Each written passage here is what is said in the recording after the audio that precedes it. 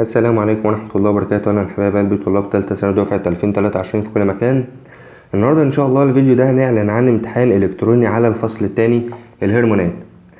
الامتحان ده بإذن الله هيكون إمتى، هيكون كام سؤال، إيه الجوائز بتاعته، كل الحاجات دي هنعرفها دلوقتي. يلا بينا.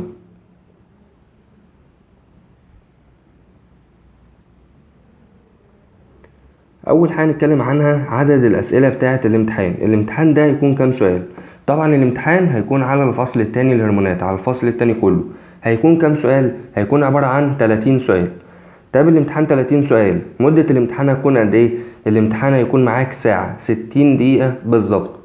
طب الامتحان ده هيكون امتى؟ الامتحان ده هيكون الجمعة الجاية، لا اللي بعدها، يعني هيكون الجمعة اللي بعد الجاية، واليوم ده يكون موافق يوم 25/11. الامتحان هيكون الساعة 9 بالليل. الامتحان مدته ساعة، فهيفتح الساعة 9 بالليل بالظبط ويقفل الساعة 10 بالليل بالظبط. الكلام ده مش الجمعة اللي هي كمان 3-4 ايام ديت، لا الجمعة اللي بعدها، يعني الجمعة الجاية ديت اللي هي كمان كام يوم ديت اللي بعدها بقى، اللي هو يوم 25/11. فعشان ما اجيش الاقي حد يوم الجمعة كتب لي الامتحان مش موجود او فين الامتحان لسه الجمعة اللي بعدها. طب انا ليه منزل من بدري كده؟ عشان تلحقوا تراجعوا، عشان الامتحان هيكون على الفصل التاني كامل بتاع الهرمونات، يعني معاك الدرس الاول ومعاك الدرس التاني. فانا منزل من دلوقتي عشان تلحق تستعد كويس، وعشان الجايزة مش شوية، فالجايزة قيمة جدا، فعايزك تستعد لها كويس من بدري عشان تقدر ان انت تاخد الجايزة دي.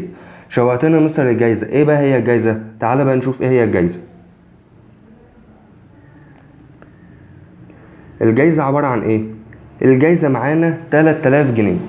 3000 جنيه ديت للأوائل ولا لإيه بالظبط؟ 3000 جنيه دول بإذن الله للي هيقفل الامتحان.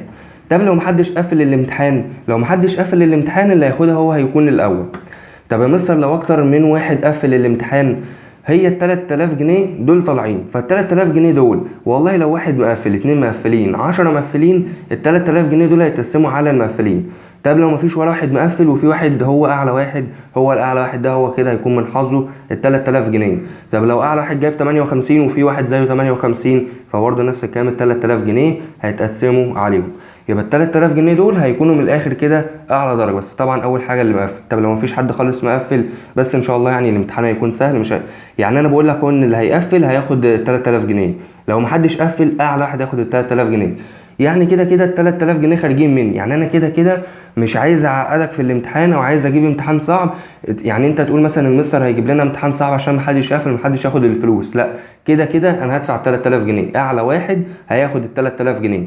فانت ذاكر ان انت تكون جايب اعلى درجه. يعني انا مش بقول لك اللي هيقفل بس، لا معاك ان انت تجيب اعلى درجه. فليه ما تكونش انت صاحب اعلى درجه؟ ليه اصلا ان انت ما تقفلش؟ فان شاء الله الامتحان ده هيكون الجمعه الجايه، لا اللي بعدها، على الفصل الثاني الهرمونات. قايل لك اهو قبلها باسبوع ونص، لسه معاك فتره كبيره جدا ان انت تراجع الهرمونات مره واثنين وثلاثه وتفرمها كويس جدا من كتاب واثنين وثلاثه واربعه. وهتلاقي هنا على القناه حل الفصل الثاني الهرمونات من كتاب الامتحان ومن كتاب التفوق ومن كتاب النفيس، هتلاقي الليست بتاعتهم في وصف الفيديو.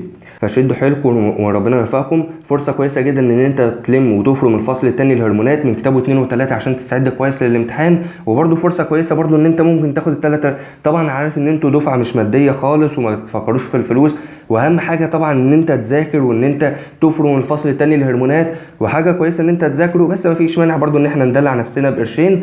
فذاكر وان شاء الله انت اللي تكون، مش عايز اقول لك الاول، لا انا عايزك انت تكون اللي مقفل. يعني مش عايزك تكون الاول كاعلى درجه، انا عايزك تكون انت اللي مقفل، يعني تاخد الفلوس وانت مقفل مش وانت اعلى درجه. انا طبعا بحبكم في الله، والسلام عليكم ورحمه الله وبركاته.